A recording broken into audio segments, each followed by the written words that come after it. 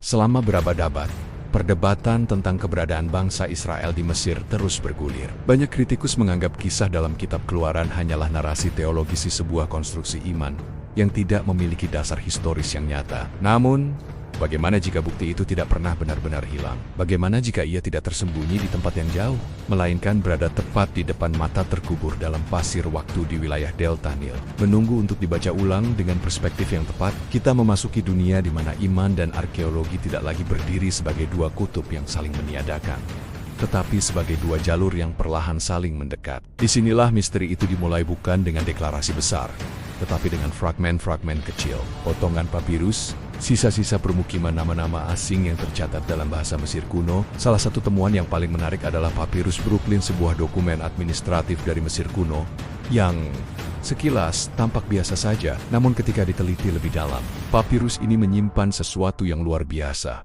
Daftar nama-nama budak rumah tangga yang berasal dari latar belakang Semit. Nama-nama ini bukan sekadar identitas, mereka adalah jejak. Mereka mengindikasikan populasi Semit yang signifikan hidup dan bahkan diperbudak di Mesir. Bayangkan momen itu.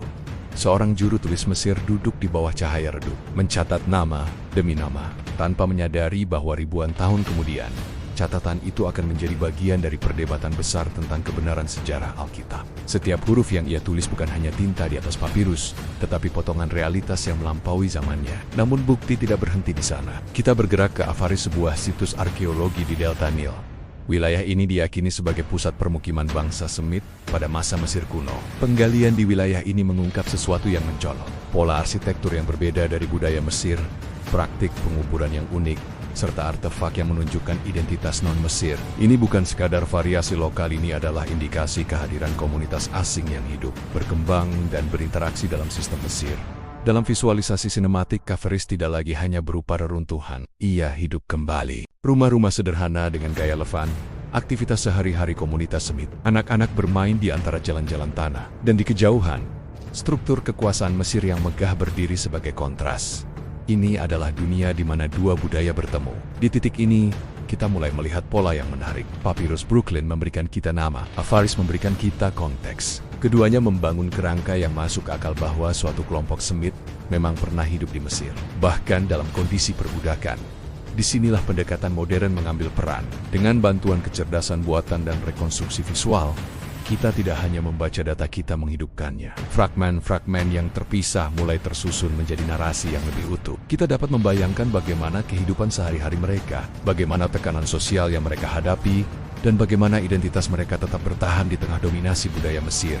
Namun penting untuk dipahami, arkeologi tidak selalu memberikan jawaban yang absolut. Ia bekerja melalui indikasi, korelasi, dan interpretasi. Tetapi justru disitulah kekuatannya. Ia membuka kemungkinan bahwa narasi iman tidak berdiri di ruang hampa, bahwa kisah tentang bangsa yang diperbudak di Mesir bukan sekadar simbol, tetapi mungkin berakar pada realitas sejarah yang kompleks. Dan di titik inilah narasi Keluaran mendapatkan kedalaman baru.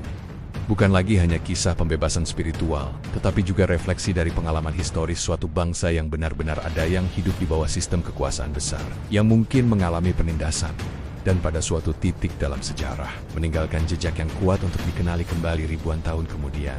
Melalui sintesis antara teks kuno dan temuan arkeologis, kita mulai melihat bahwa iman dan sejarah tidak harus saling meniadakan. Papirus Brooklyn dan penggalian di Avaris membuka jendela sebuah kemungkinan yang masuk akal, bahwa di balik narasi Alkitab terdapat dunia nyata yang pernah ada, dan mungkin disitulah letak keindahannya, bahwa iman tidak selalu membutuhkan bukti untuk berdiri. Tetapi ketika jejak-jejak sejarah mulai muncul, ketika nama-nama kuno dan reruntuhan kota mulai berbicara, kita diingatkan bahwa kisah-kisah itu tidak lahir dari kekosongan.